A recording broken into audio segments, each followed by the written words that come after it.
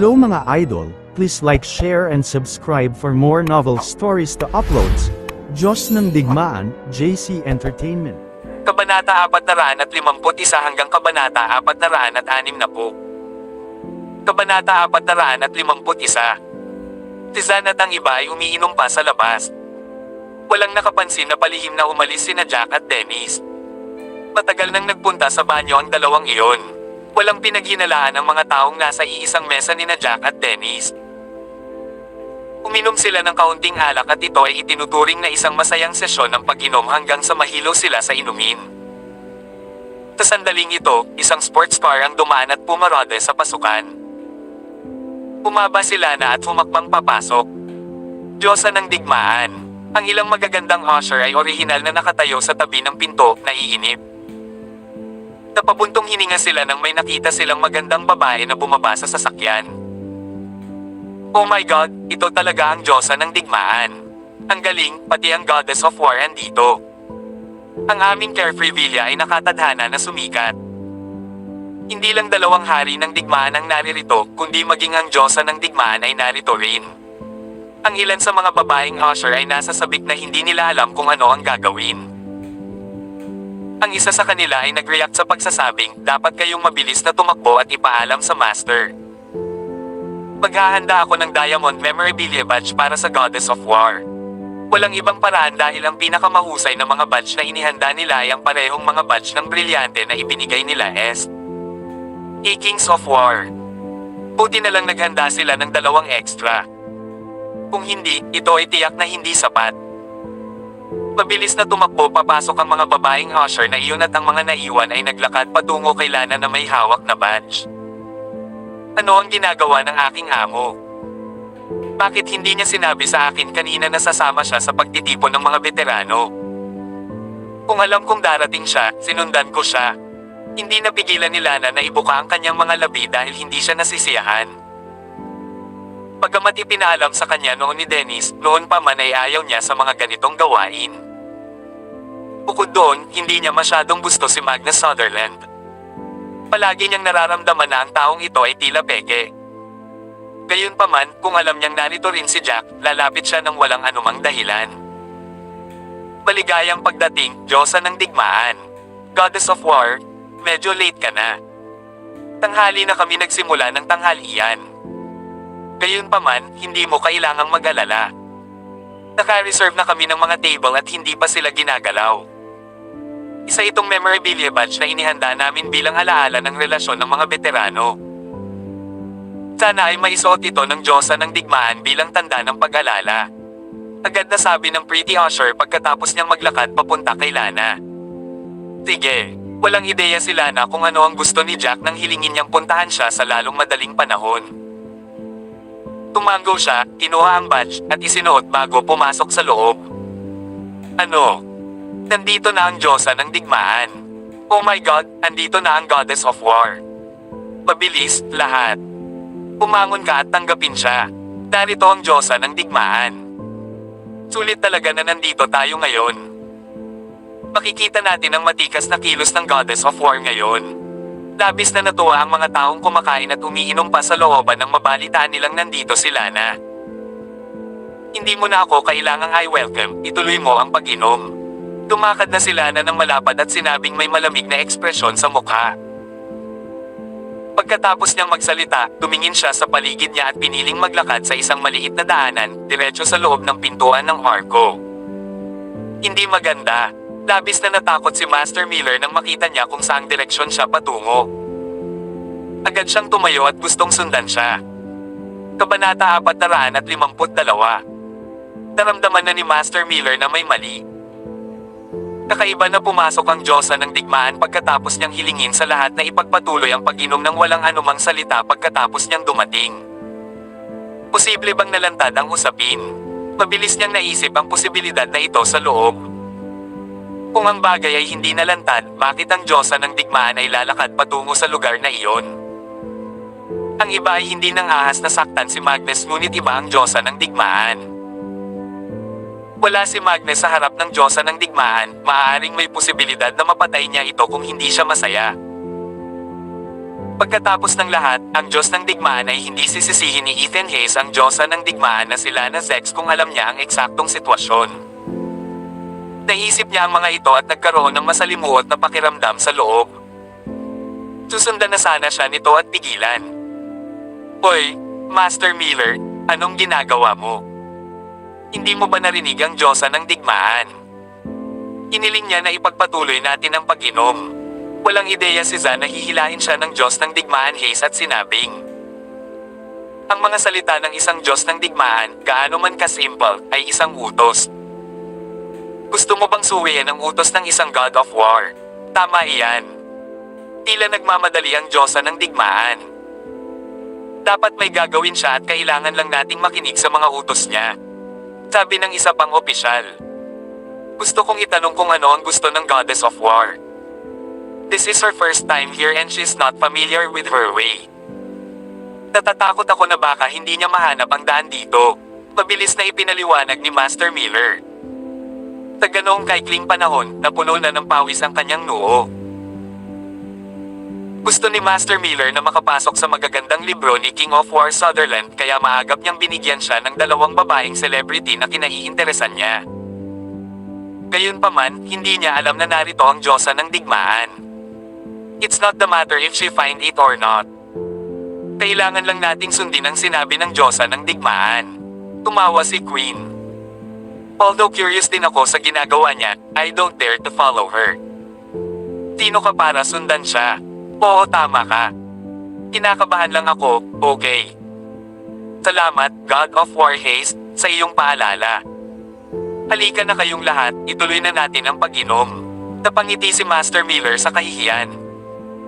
Pinunasan niya ang malamig na pawis bago nagpatuloy sa pag-inom kasama ang iba. Gayunpaman, ang kasalukuyang alak ay walang lasa nang inumin niya ito dahil siya ay natatakot. Jack. Kapatid, hindi napigilan nila na ang sumigaw nang makarating siya sa likod ng bakuran. She wanted to address him as Master but she remembered Jack's reminder to not expose his true personality kaya kapatid lang ang tinuran niya dito. Pumukas ang isa sa mga pintuan ng kwarto, kinawayan ni Dennis si Lana at pumasok ito. Maya-maya, alam na nila na ang lahat at alam na rin niya ang mga plano ni Jack. Matagal ko nang naramdaman na kakaiba itong Magnus Sutherland. Ibinigay niya ang pakiramdam na hindi siya ang ipinakita niyang nasa labas. Hindi ko alam na ganito pala siya. Itong si Master Miller ay isa ring masamang tao. Paano niya nagawang mangbuli at manligaw sa iba gamit ang pera para lang matuwa si Magnus? Buti na lang at natuklasan ni Kuya Jack na may mali at sinundan sila rito. Matapos magsalita ng galit ni Lana ay tumingin siya kay Jack. Akala ko ba hiniling mo ako dito ng drinks? Hindi ko alam na gusto mong pagtakpan kita. Napangiti si Jack sa kahihiyan.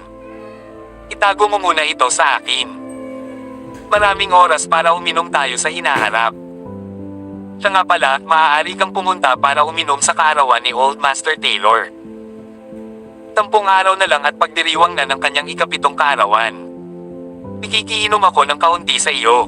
Agad na inilibot nila na ang mga mata kay Jack. Paano magiging sapat ang ilang inumin? Kailangan natin ng kahit ilang bote, di ba? Kung minamaliit mo lang ang kakayahan kong uminom. Hindi nagtagal, nagmumula sa loob ang matinding labanan na sinabayan pa ng ingay ng iba't ibang kasangkapang sinisira.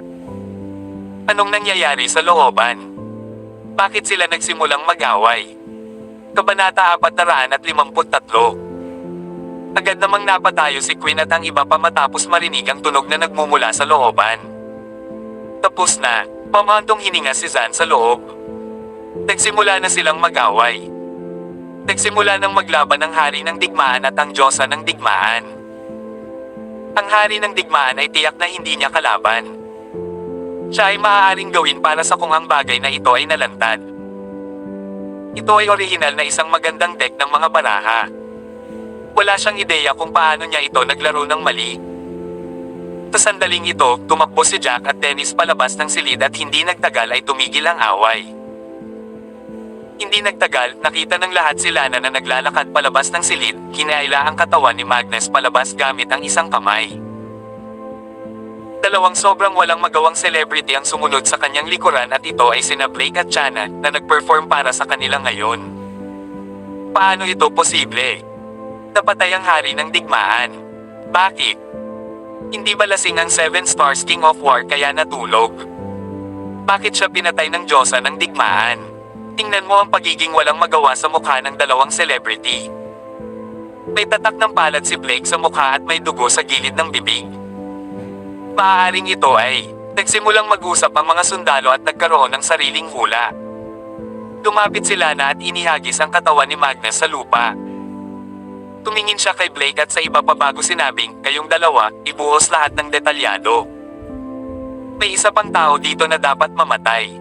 Nanginginig ang mga paa ni Zan nang marinig niya ito sa kadiretsong bumagsak sa lupa.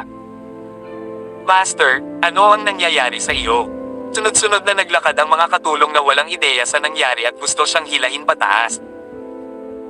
Ang basura ay ang kasalukuyang Zan ay naging isang tumpok ng putik at hindi na mahayla pataas. May ilang mga tao na alam kung ano ang kanilang ginawa. Malamig na tiningnan nila na si Master Miller at sinabing, ito si Master Miller. Para makapasok sa magagandang libro ni Magnus, talagang pinagbantaan niya kami at pinakiusapan kaming matulog sa kanya. Sa simula, nangako siya sa amin ng 50 milyon at tumanggi kami. Tumanggi pa rin kami nang nangako siya sa amin ng 70 milyon. Pinyantahan niya kami at sinabing papatayin niya kami kapag hindi kami pumayag. Wala kaming ibang paraan kundi sundin siya. Siyempre, kumilos si Magnus Sutherland na lasing at lumapit kaagad. Tapos, gusto niya tayong samantalahin at hampasin kapag tumanggi tayo. Napaiyak na naman si Chana nang maisip niya iyon.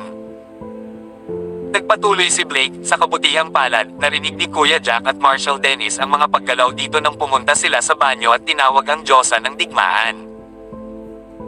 Ang Diyosa ng digmaan ay sumugod sa oras, iniligtas tayo, at pinatay ang taong ito. Sa kabutihang palad, kumakain ako sa malapit at makakarating ako sa maikling panahon. Kung hindi, pareho silang sinamantala ni Magnus Sutherland. Galit ding dagdag ni Lana. Paano ito posible? Hindi ganoon ang tito ko. Siya ang hari ng digmaan. Mahal niya ang kanyang mga sundalo tulad ng kanyang mga anak at mayroon siyang magandang reputasyon. Nagulat si Quill nang makita niyang patay na si Magnus at gusto pa niyang magsalita in behalf of Magnus. Gayunpaman, lumambot ang boses niya habang nagsasalita dahil hindi siya kumpiyansa sa mga sinasabi niya. Alam na alam niya kung ano ang ipokrito ng kanyang tiyuhin. Siya ay isang hari ng digmaan. Gusto mo siyang gamitin para supilan ako. Ako ang Diyosa ng digmaan. Tinitigan nila na si Quill, dahilan para umatras ito ng ilang hakbang bago sinabing, pwede bang peke ang nakita ko, ang Diyosa ng digmaan, sa sarili kong mga mata. Kabanata 454. Damutla ang mukha ni Quill nang marinig ito. Oo, dati siyang nagdudulot ng takot sa iba nang sabihin niyang ang hari ng digmaan ay ang kanyang tiyuhin, ang Diyos kapatid na lalaki ng kanyang ama. Gayunpaman, ang magandang babaeng ito na may magandang figure sa harap niya ay ang Diyos ng digmaan, isang mas malakas na pag-iral kumpara sa kanyang tiyuhin. Iyan ay, hindi tama iyon. Si Master Miller, na paralisado sa lupa, ay may naalala kaagad.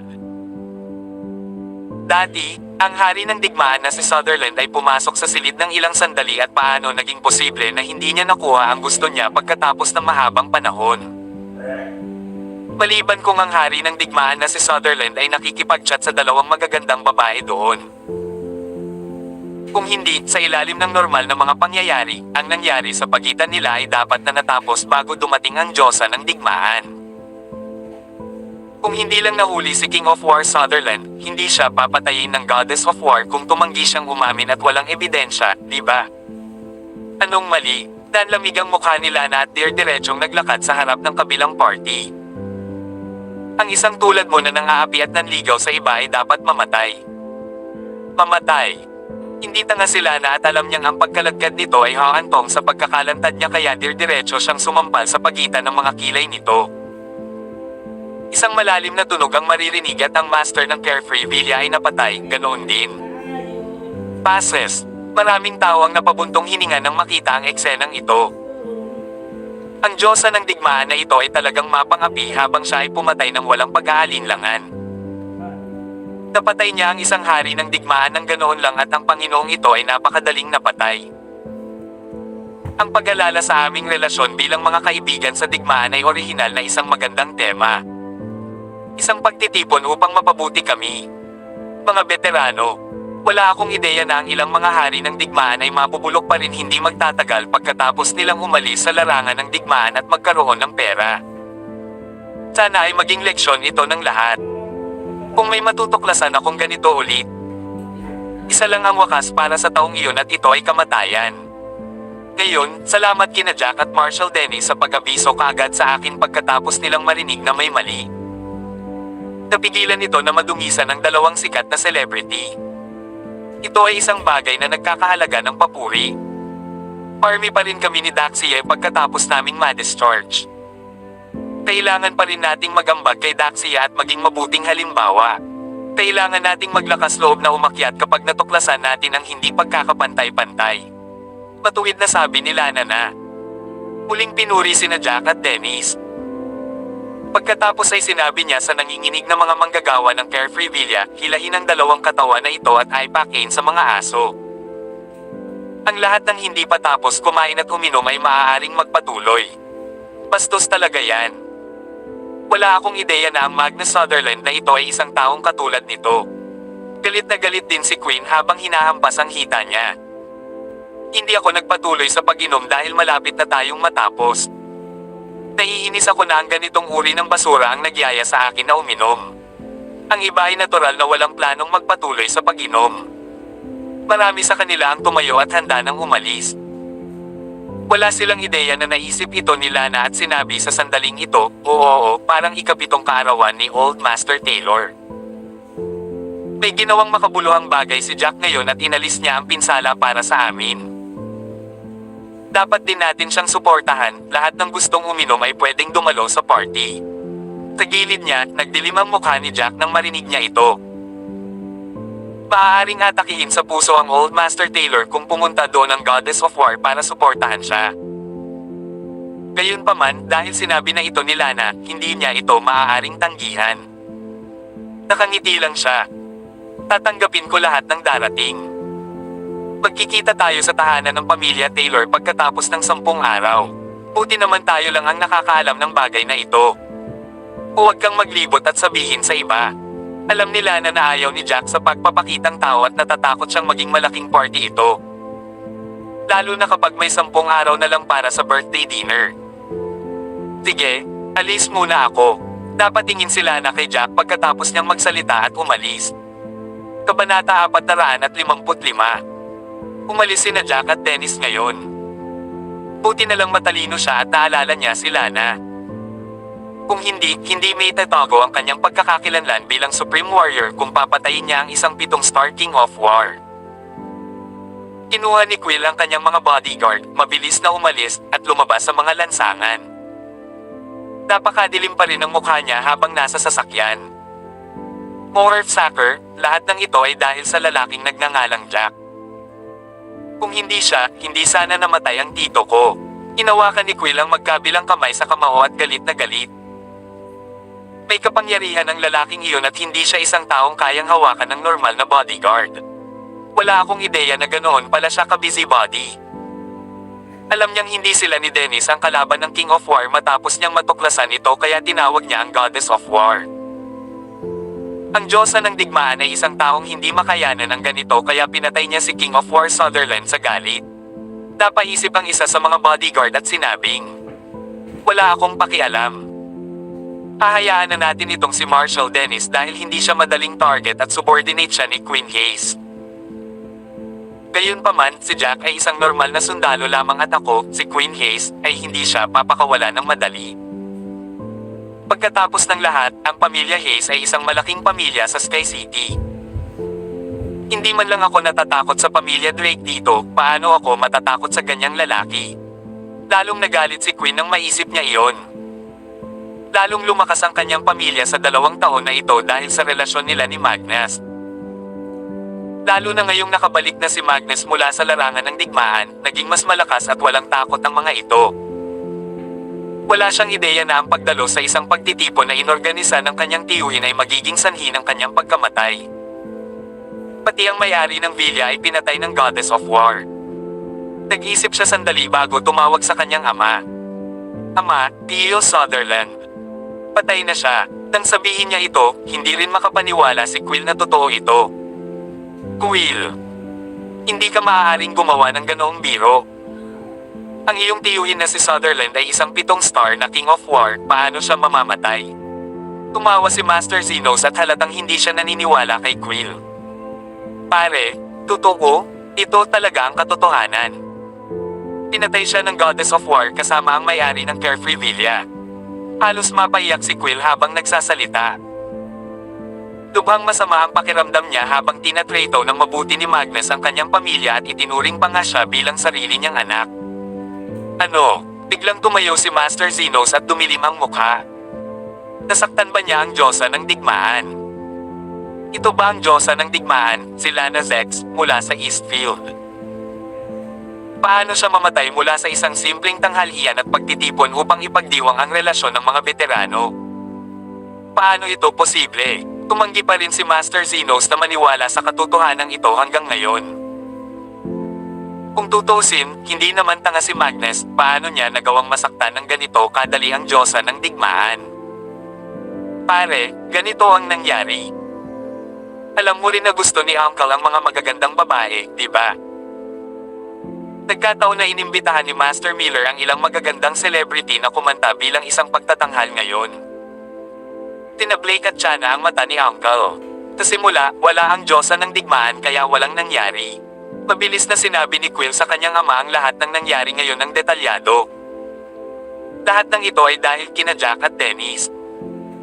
Tinawag nila ang Goddess of War at pagkatapos niyang malaman ang nangyari, pinatay niya si Uncle at ang Master ng Villa. Hindi madaling masaktan ang Marshal Dennis na iyon. Alam kong may background siya bilang subordinate niya dati ni Queen Hayes. Nagdilim ang mukha ni Master Zeno sa kabilang dulo ng telepono. Iyon ang kanyang Diyos kapatid. Alam ko pero kailangan nating subukan ang lahat para patayin ang Jack na ito. Kinagat ni Quill ang mga ngipin at galit na nagsalita. Kabanata 456. Wala ka bang kasamang bodyguard? Madaling ayusin ang lalaking iyon kung hindi man lang siya commander. Naisip ito ni Master Zenos at sinabi. Dati, 2 sa mga bodyguard ko ang nag-away sa lalaking iyon dahil sa mga maliliit na isyo at hindi man lang nila siya kayang karibal. Nakaalis sila sa isang suntok lang ng lalaking iyon. Sa tingin ko ang taong ito ay may parehong kakayahan sa pakikipaglaban gaya ng ilang assistant commander o head commander. Kaya naman, hindi ko akalain na mananalo ako kahit sabay-sabay na umatake sa kanya ang lahat ng bodyguards na dinala ko. Uminto si Quill at nagpatuloy. Bukod doon, mukhang may mga medikal na kasanayan ang taong ito at nailigtas niya si Dennis bago ito. Mas mabuti kung mapatay natin siya sa isang suntok dahil hindi natin kayang hayaan siyang tumakas.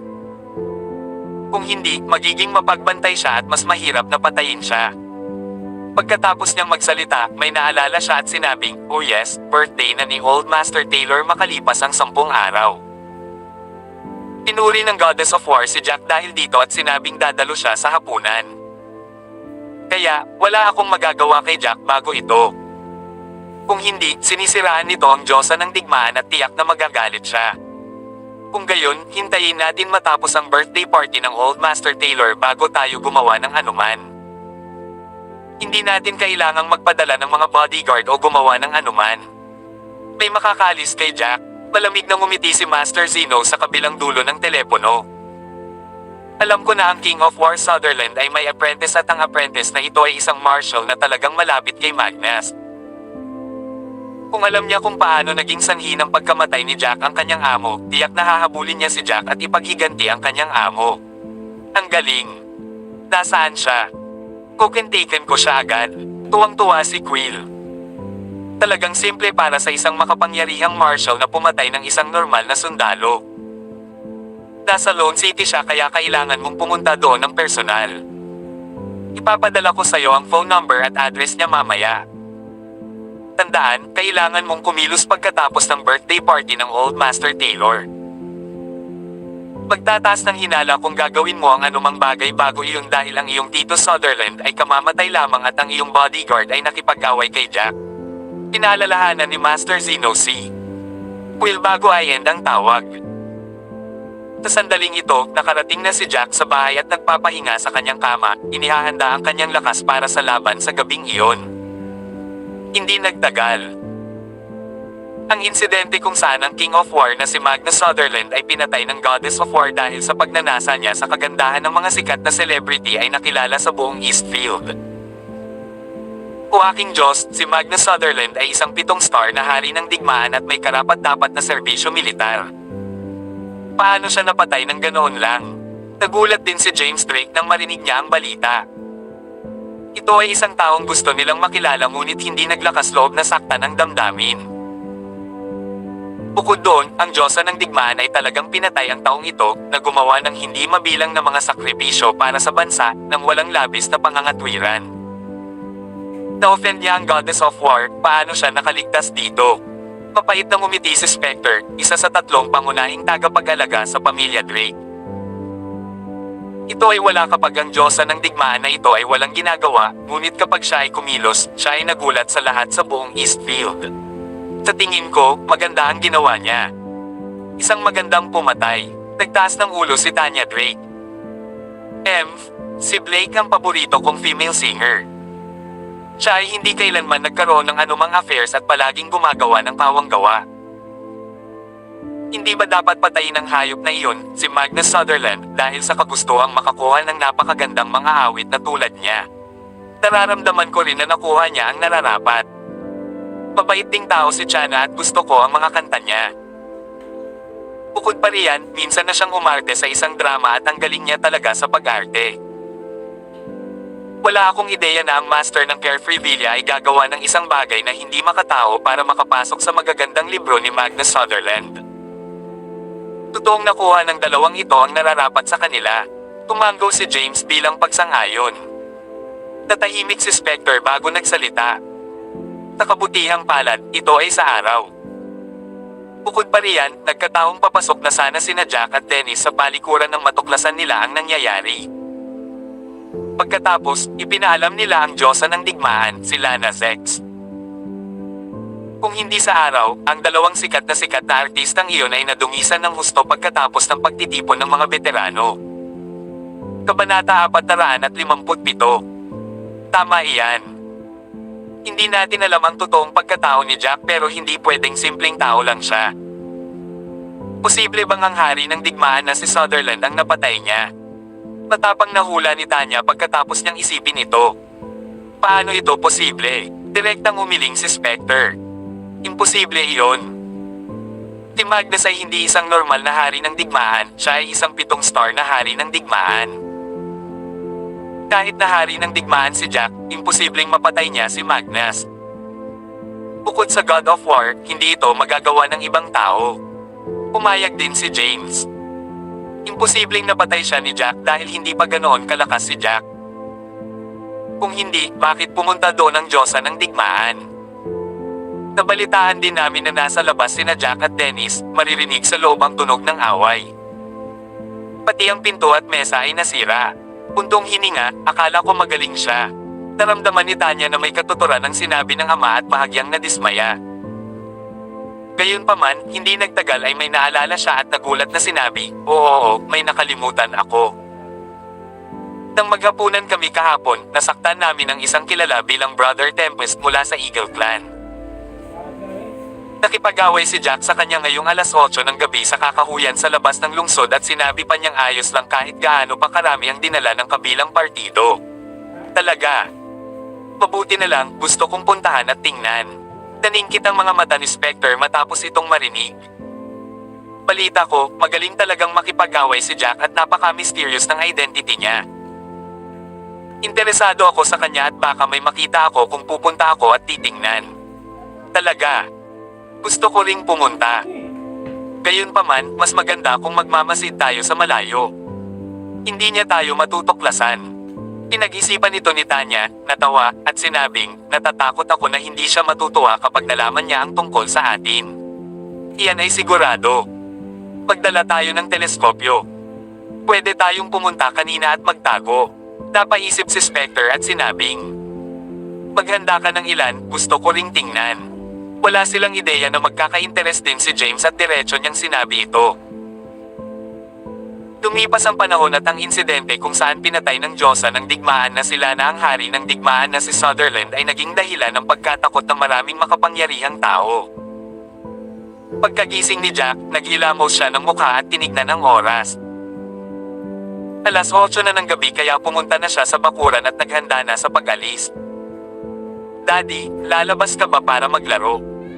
Gusto ka rin sumama ni Kylie. Wala siyang ideya na bago siya makasakay sa kotse ay tumakbo si Kylie at hinawakan ang ilalim na bahagi ng pantalon ni Jack gamit ang kanyang maliit na mga kamay. Ang kanyang mga mata ay puno ng mga inaasahan. Nag-init ang puso ni Jack nang makita ang cute na babae sa kanyang harapan. Hinawakan siya nito at hinalikan ang maselang pisngi nito. May gagawin si Daddy. Maaari ka bang maglaro sa bakuran saglit? Pagbalik ni Daddy, isasama ko kayo ni Mama mamasyal sa park, okay? Okay, okay. Hihintayin ni Kylie ang pagbabalik ni Daddy. Kailangan mong bumalik ng mas mabilis. Natuwa naman agad si Kylie. Inilagay siya ni Jack sa lupa at nagmaneho patungo sa mga tarangkahan ng lungsod. Kabanata 458. Bagyo. Sa tingin mo ba matatakot ang lalaki kaya hindi siya pupunta?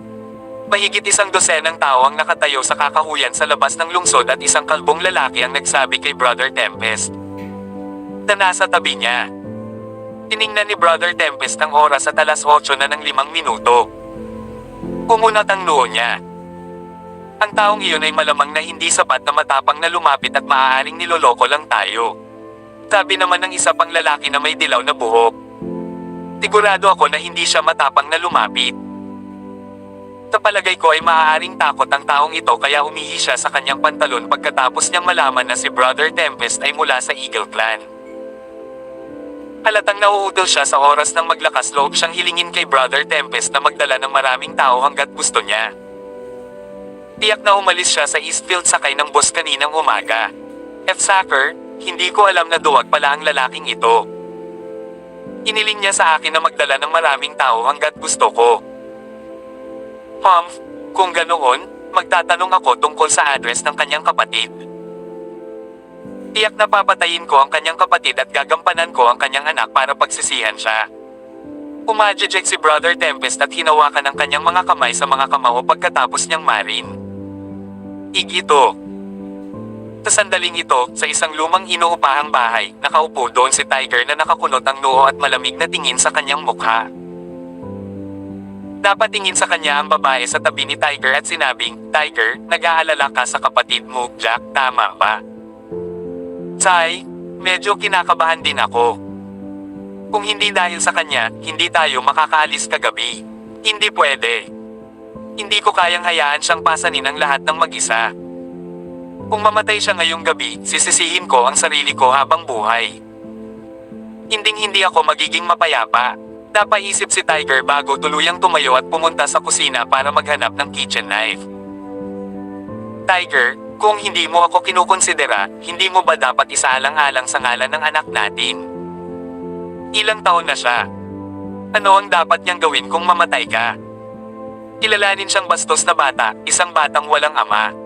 Dapat tingin ang asawa ni Tiger sa anak na mahimbing na natutulog sa baby cot habang hinihila ang manggas ni Tiger. Honey, pasensya na. Patawarin mo ako. Kung mamatay ako at hindi na makabalik ngayong gabi, maaari kang magpakasal sa isang mayaman.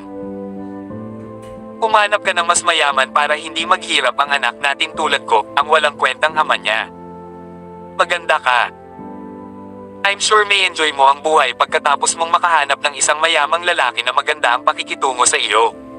Tumingon si Tiger na may luha sa kanyang mga mata habang hindi naglakas loob na Humangin sa mga mata ng kanyang asawa. Tiger, payag ka ba talagang iwan kami ng anak natin? Tingnan mo ang anak mo, tingnan mo kung gaano ka kamukha niya. Tigre, nakikiusap ako, huwag kang pumunta.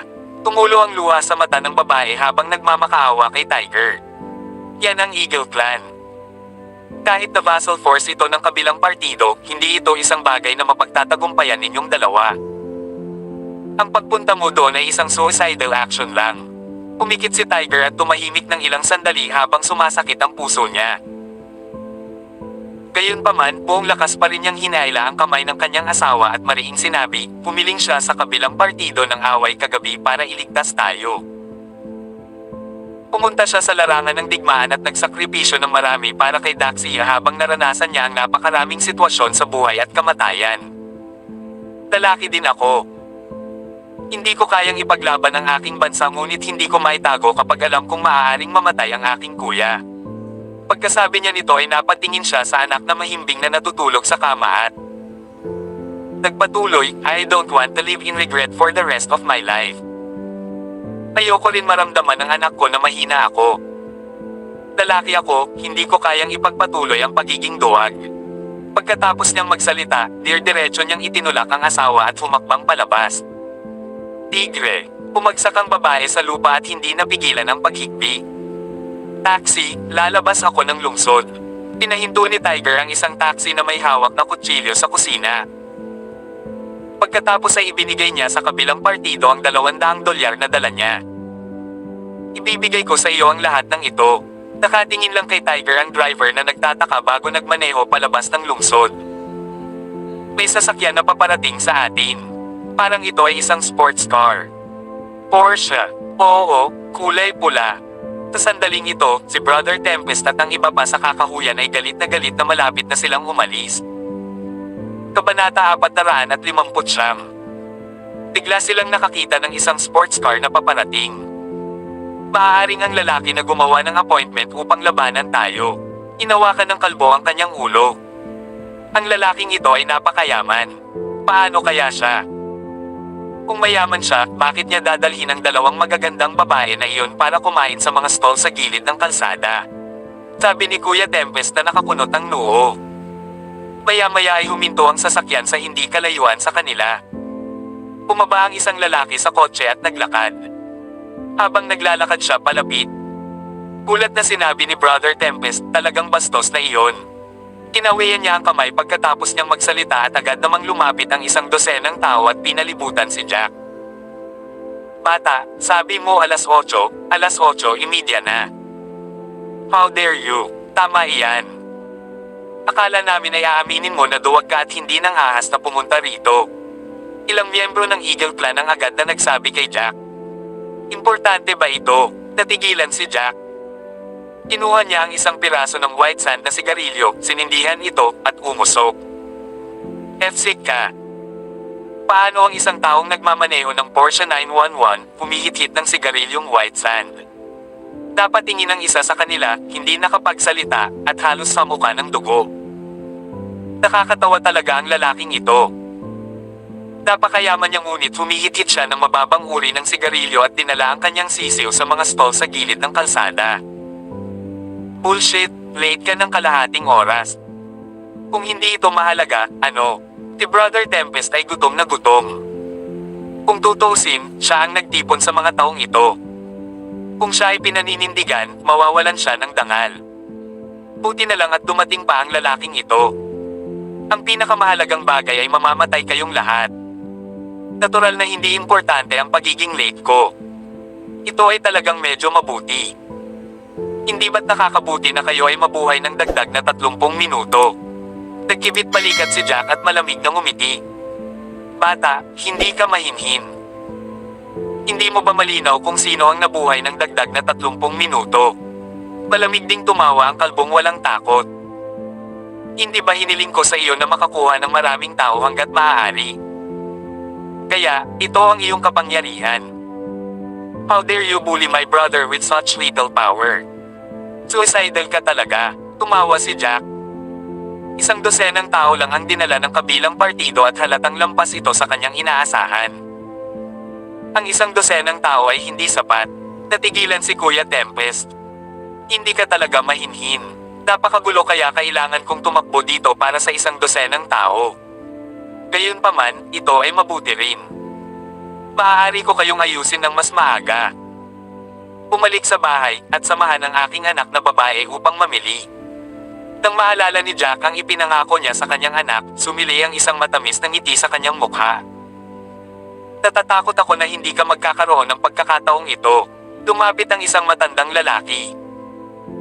Isa ako sa mga Panginoon ng Eagle Clan at wala akong kabuluhan na lumaban ng 100 tao ng mag-isa. Kailangan ba namin ng maraming tao para patayin ka? Pagkatapos magsalita ng matanda, diretso niyang iniunat ang isang kamay niya sa kuko ng agila. Umaban siya ng 2 hakbang at napakamot sa leeg ni Jack. Kabanata 406 na po. Mukhang matanda na ang matandang ito at medyo maputi ang buhok. Gayunpaman, tila napaka-energetic niya. Ang bilis ng kanyang pag-atake ay mabilis at ang kanyang mga aksyon ay medyo tuso. Iniunat ni Jack ang kanyang kamay at hinawakan ang pulso ng kabilang partido na parang metal clamp. Buong lakas niyang hinayla, dahilan para mawala ng balanse ang kabilang partido. Pinitawan ni Jack ang taong iyon at sinipa siya. Lumipad ang kabilang partido ng 7 hanggang 8 metro ang layo bago lumapag sa lupa dahil sa sipa. Tumagilid ang kanyang ulo at namatay matapos siyang samuka ng dugo. Ang lahat ay nangyari ng napakabilis at ang matanda ay namatay sa loob ng ilang paghinga. Natigilan ang kalbo at ang iba pa. Bahagyang nagyayabang ang matandang ito nang sabihin niyang master siya. Gayunpaman, kaya niyang labanan ang 10 tao ng mag-isa kung normal na tao ang kanyang kaharap. At least, he was considered a good fighter. Gayunpaman, ang gayong tao ay namatay mula sa isang sipa lamang sa napakaikling panahon. Nasabi ko na rin na napakahusay naman lalaban ng taong ito. Siya ay napakalakas at mabilis. Tiyak na minamaliit ng matandang Levi ang kaaway at hindi pinansin. Natakot si Brother Tempest at diretsyong pumalakpak ang kanyang mga kamay. Mukhang ang mga taong ito lamang ang talagang hindi sapat. Pagkatapos ay ipinalakpak niya ang kanyang kamay. Isa-isang, dahan-dahang tumayo ang mga figure at naglakad patungo sa kanila mula sa mga palumpong sa likuran nila. Ang ilan sa mga taong ito ay may hawak na kutsilyo at ang ilan ay may hawak na mga metal na tubo. Tumingin sila kay Jack na may malamig na ekspresyon sa kanilang mga mukha. Natigilan si Jack nang makitang napakaraming tao. Napakaraming tao. Hindi masama. Dapat may 2 hanggang 300 tao dito. Ano sa tingin mo? Naisip ko na hindi ko kailangang gamitin ang mga kapatid na ito kung mag-isa kang dumating. Wala akong ideya na kahit dumating ka mag-isa, mukhang magaling ka sa pakikipaglaban. Gayunpaman, huwag mag-alala. Hindi kami mga kapangyarihan na umaasa sa Eagle Clan, lahat ng tao dito ay miyembro ng headquarters ng Eagle Clan. Lahat sila ay mahuhusay na manlalaban, hindi normal na mga punk sa kalye. Tumawa ang kalbo. Sa palagay mo ba ay magkakaroon ka pa ng pagkakataong mag-shopping kasama ang iyong anak na babae ngayon? Oo naman. Nangangahulugan lang ito na kailangan kong gumamit ng ilang oras. Nagkibit balikat si Jack. Napakaraming tao. Sa sandaling ito, si Tanya, na nagtatago sa mas mataas na lugar sa kabilang panig at gumagamit ng teleskopyo upang tumingin doon, ay hindi maiwasang magsalita ng mahina. Oo, akala ko 100 tao lang ang dinala nila dito sa simula. Hindi ko alam na dinala nila ang napakaraming tao dito. Nagulat si James. Kahit isang head commander ay hindi kayang harapin ang napakaraming tao. Kailangan niyang magkaroon ng hindi bababa sa parehong mga kasanayan sa pakikipaglaban ng isang major. Tama ba? Kailangan itong maging kapareho ng isang marshal. Si Spectre, na nasa gilid, ay may madilim na ekspresyon sa kanyang mukha. Ang mga taong ito ay may mga token sa gilid ng kanilang mga baywang. Ibig sabihin, hindi sila nakakalat na maliliit na puwersa na umaasa sa Eagle Clan ngunit sila ay mga tao mula sa punong tanggapan ng Eagle Clan. Ang Eagle Clan ay walang kaparehong dami ng tao kung ikukumpara sa ibang clan, ngunit lahat sila ay mga elite. Balita ko marami sa kanila ang makakalaban kaya kahit halos 300 katao lang ang nandito. 900 katao ang kanilang kakayahan sa pakikipaglaban. Huminto muna siya bago nagpatuloy, lalo na ang kalbong iyon. Isa siya sa 4 na master ng Eagle Clan. Ang kanyang kapangyarihan sa pakikipaglaban ay halos kapareho ng isang marshal. Kung hindi ito compatible sa isang marshal, hindi ito may kukumpara sa isang major. Kung ganoon ang kaso, si Jack ay magkakaroon ng matinding laban. Pumunat ang noo ni Tanya. Pinag-isipan niya ito at sinabi kay James, "Pare, kung hindi kayang hawakan ni Jack ng mag-isa, pwede ba nating hilingin kay Spectre na tulungan siya?" Iba talaga kung magkatrabaho silang dalawa. Pababahaji man lang niya ang kalahati ng pressure. Tumanggaw si James. Oo naman, ang mga taong tulad ng Eagle Clan ay hindi gumagawa ng mga legal na negosyo at hindi sila mabubuting tao. Buti sana kung mabayaran natin sila ng kaunti. Gayunpaman, kailangang takpan ni Spectre ang kanyang mukha dahil hindi siya makikilala ng mga tao ng Eagle Clan. Napakaraming tao nila. Kung may ilang nakatakas at nalaman na kami, ang pamilya Drake, ang palihim na kumilos, natatakot ako na ang punong tanggapan ng Eagle Clan ay maghayganti sa amin. Oo, Master. Naiintindihan ko. Please subscribe and hit the notification bell for more novel stories. JC Entertainment.